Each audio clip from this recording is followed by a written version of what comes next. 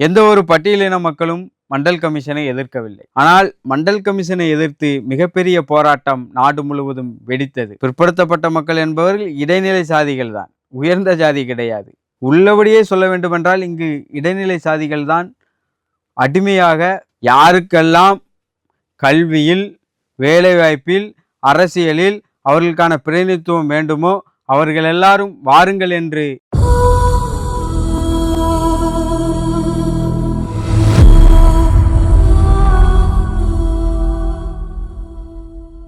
பகுஜன் திராவிட சொந்தங்கள் அனைவருக்கும் முதற்கண் வணக்கத்தை தெரிவித்துக் கொள்கின்றேன். அறிவோம் ஆழ்வோம் தந்தை கன்சிராம் என்கின்ற நிகழ்ச்சியில் மீண்டும் உங்களை சந்திப்பதில் பெரும் மகிழ்ச்சி அடைகின்றேன்.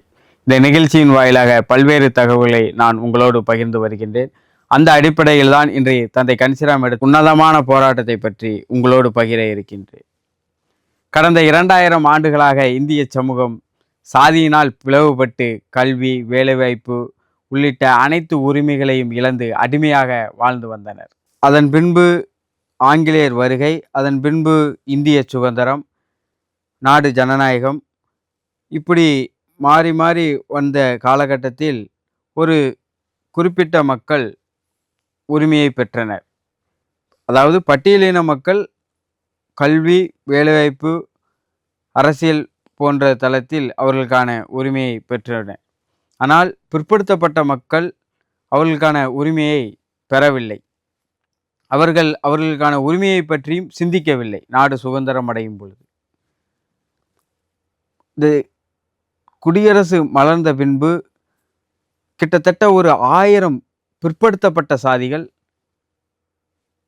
ஐயோ நாம் நல்ல வாய்ப்பை பறிகொடுத்து விட்டோமே, இந்த மண்ணில் நமக்கான கல்வி, வேலைவாய்ப்பு உரிமைகள்லாம் நிலைநாட்டப்படாமல் இருக்கின்றதே, இதில் எங்களுக்கான உரிமை வேண்டுமென்று இந்த மக்கள் எல்லாம் போராட தொடங்கினர். ஆனால் அந்த நேரத்தில் இந்த மக்களை வழிநடத்த எந்த ஒரு தலைவரும் இல்லை. பெரும்பான்மை கிட்டத்தட்ட 50% இருக்கக்கூடிய இந்த பிற்படுத்தப்பட்ட மக்களின் உரிமையை இவர்களுக்கும் மேலே இருக்கக்கூடிய உயர்ந்த சாதிகள் அனுபவித்து வந்தார்கள். அவர்கள் ஆட்சி அதிகாரத்தை கையில் வைத்துக்கொண்டு இவர்களை அடக்கி ஒடுக்கி அவர்கள் நலமாகவும் வளமாகவும் வாழ்ந்து வந்தார்கள். அவர்களை எதிர்த்து இவர்களால் குரல் கொடுக்க முடியவில்லை, போராட முடியவில்லை, அதற்கான தலைமையும் இல்லை. இந்த நேரத்தில் தான் தந்தை கன்சிராம் அவர்களுக்கான உரிமையை பேச தொடங்கினார். தந்தை கன்சிராம் 1979ஆம் ஆண்டு பாம்சப் என்ற ஒரு அமைப்பை நிறுவி இங்கே இருக்கக்கூடிய பிற்படுத்தப்பட்ட மக்கள், பட்டியலின மக்கள், மதச்சிறுபான்மை மக்கள் இவர்களை எல்லோரையும் ஒருங்கிணைத்து உரிமைக்கான போராட்டத்தை தொடங்கினார். பிற்படுத்தப்பட்ட மக்களுக்கு 100% இடஒதுக்கீடு என்ற முழக்கத்தை முன்னெடுத்து நாடு முழுவதும் பல பிரச்சாரங்கள், நாடு முழுவதும் பல பொதுக்கூட்டங்கள், சைக்கிள் பேரணி என்று பல்வேறு விதமான கருத்தரங்குகள் இதையெல்லாம் நடத்தி ஆட்சியாளர்களை மிரட்டத் தொடங்கினார். அந்த அடிப்படையில் தான் மண்டல் கமிஷன் அமைக்கப்பட்டது. 1980 அமைக்கப்பட்டு அந்த அறிக்கை சமர்ப்பிக்கப்பட்டு 10 ஆண்டுகள் அந்த அறிக்கையின் நிலை என்ன என்பது மக்களுக்கு தெரியவில்லை. அப்போதுதான் தந்தை கன்சிராம் கேட்டார், மண்டல் கமிஷன் அறிக்கை வெளியிடுங்கள், எத்தனை ஆண்டு காலம்தான் நீங்கள் குளிர்சாதன பெட்டியில் வைத்து பாதுகாக்கப் போகிறீர்கள் என்று. மிகப்பெரிய கருத்தரங்கை டெல்லியில் அறிவித்து நாளைக்கு நாங்கள் பாராளுமன்றத்தை முற்றுகையிடுவோம் என்று பேரறிவிப்பும் செய்தார். அதன் வெளிப்பாடாக 1990ஆம் ஆண்டு விபி சிங் தலைமையிலான அரசு மண்டல் கமிஷன் பரிந்துரையை அமுல்படுத்தியது. அந்த அறிக்கையின்படி 27% இடஒதுக்கீடை பிற்படுத்தப்பட்ட மக்கள் பெற்றனர். அது தந்தை கன்சிராமுக்கு ஏற்புடையதாக இல்லாவிட்டாலும் அந்த சூழ்நிலையில் தந்தை கன்சிராம் மண்டல் கமிஷனை ஆதரித்தார். பட்டியலின மக்களும் மண்டல் கமிஷனை ஆதரித்தார்கள். எந்த ஒரு பட்டியலின மக்களும் மண்டல் கமிஷனை எதிர்க்கவில்லை. ஆனால் மண்டல் கமிஷனை எதிர்த்து மிகப்பெரிய போராட்டம் நாடு முழுவதும் வெடித்தது. அந்த போராட்டத்தை யார் நடத்தினார்கள் என்று பிற்படுத்தப்பட்ட மக்கள் தெரிந்திருந்தால் இன்றைக்கும் பட்டியலின மக்களை பார்த்து நீங்கள் சலுகையில் வந்தவர்கள், கோட்டாவில் வந்தவர்கள் என்று சொல்ல மாட்டார்கள். அப்படி சொல்வதற்கு அவர்களுக்கு மனம் வராது. பிற்படுத்தப்பட்ட மக்களுக்கு இடஒதுக்கீடு கொடுக்கக்கூடாது என்று, பிற்படுத்தப்பட்ட மக்கள் என்பவர்கள் இடைநிலை சாதிகள் தான், உயர்ந்த ஜாதி கிடையாது. அவர்களுக்கும் மேலே உயர்ந்த சாதிகள் இருக்கின்றன. இன்னைக்கு ஆண்ட பரம்பரை என்று சொல்லக்கூடிய சாதிகள் இடைநிலை சாதிகள். இந்த ஆண்ட பரம்பரை என்று சாதி வரியை தூண்டிவிடும் முட்டாள்கள், முட்டாள் சாதி தலைவர்கள் இதை நன்றாக புரிந்து கொள்ள வேண்டும். சலுகை, கோட்டா அப்படி என்று கிண்டல் அடிக்கவோ அல்லது இந்த மக்களை நோகடிக்கவோ கூடாது. நீங்கள் ஒரு உண்மையை நீங்கள் தெரிந்து கொள்ள வேண்டும். பிற்படுத்தப்பட்ட மக்களுக்கு இடஒதுக்கீடு வந்தபோது கிட்டத்தட்ட 50% மேலாக இருக்கக்கூடிய பிற்படுத்தப்பட்ட மக்களுக்கு இடஒதுக்கீடு வந்தபோது, அதுவும் 27% இடஒதுக்கீடு தான் வருது. 50% இடஒதுக்கீடு வந்திருக்கணும், 27% இடஒதுக்கீடு தான் வருது. அந்த 27% இடஒதுக்கீடையும் கொடுக்கக்கூடாது என்று இங்கே இருக்கக்கூடிய உயர்ந்த சாதியை சார்ந்த பிராமணர்கள், பனியாக்கள், ராஜ்புத் போன்ற சாதிகள் போராடினர், போராட்டத்தை நடத்தினர். இந்த சாதிகளை சார்ந்த மாணவர்கள் எல்லாம் டெல்லி வீதிகளில் செருப்பு துடைத்து தெருவை கூட்டி போராட்டம் நடத்தினர். இவர்களுக்கு இடஒதுக்கீடை கொடுத்தால் நாங்களெல்லாம் செருப்பு துடைக்க போவதா, தெருக்கூட்ட போவதா என்று கோஷங்களை எழுப்பினர். கோஸ்வாமி என்கின்ற மாணவன் தீக்குளித்து இறந்தான். இது போன்ற பல போராட்டங்களை பிற்படுத்தப்பட்ட மக்களுக்கு எதிராக இவர்கள் முன்னெடுத்தார்கள். எந்த ஒரு பட்டியல் சமூகமும் முன்னெடுக்கவில்லை. அந்த நேரத்தில்தான் விஸ்வ ஹிந்து, பிஜேபி போன்ற அமைப்புகள் மண்டல் கமிஷனுக்கு எதிராக கமண்டல் என்கின்ற அரசியலை முன்னெடுத்தார்கள். மண்டல் என்பது சமூக நீதிக்கான அரசியல், கமண்டல் என்பது இந்துக்களுக்கான அரசியல், இந்துத்துவ அரசியல்.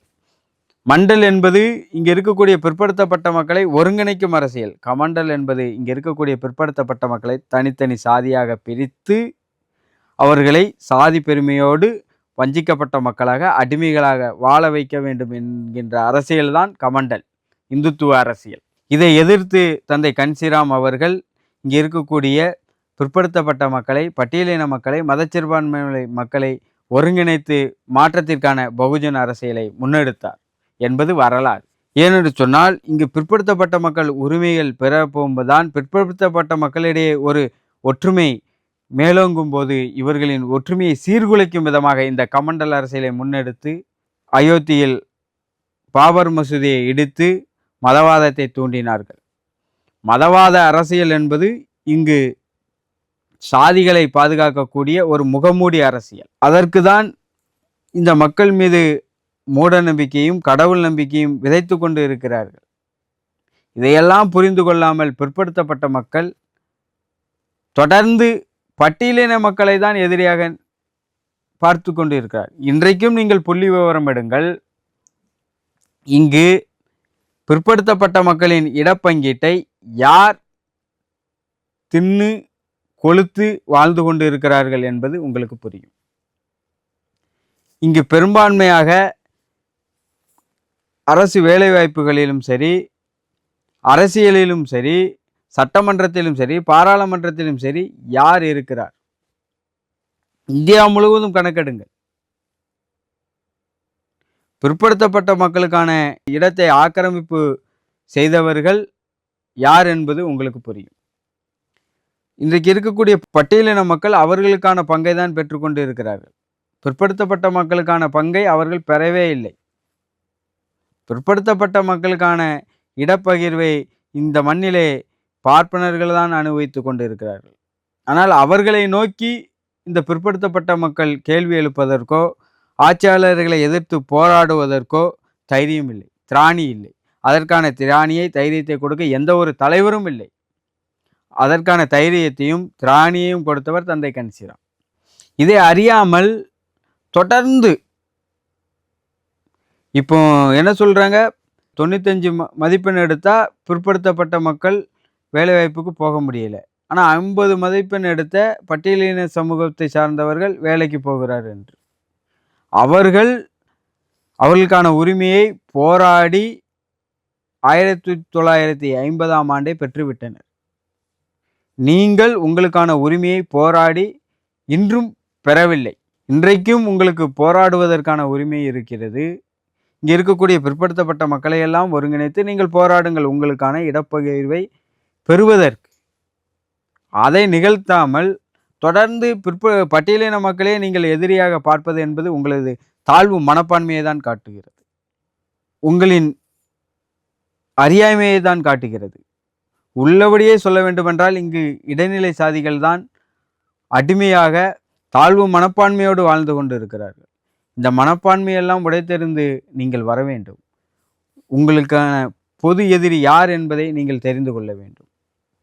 நீங்கள் பிற்படுத்தப்பட்ட மக்களே வாருங்கள், உங்களுக்கான உரிமையை நாங்கள் பெற்றுத் தருகிறோம் என்று அன்றைக்கு தந்தை கன்சிராம் சொன்னார். இன்றைக்கு பகுஜன் திராவிட கட்சியின் தேசிய தலைவர் சர்தார் ஜீவன் சிங் அவர்கள் சொல்லுகிறார், வாருங்கள், உங்களுக்கு கல்வியில் வேலைவாய்ப்பில் இடப்பகிர்வு வேண்டுமென்றால் வாருங்கள், உங்களுக்கான உரிமை இங்கு நிலைநாட்டப்படும்.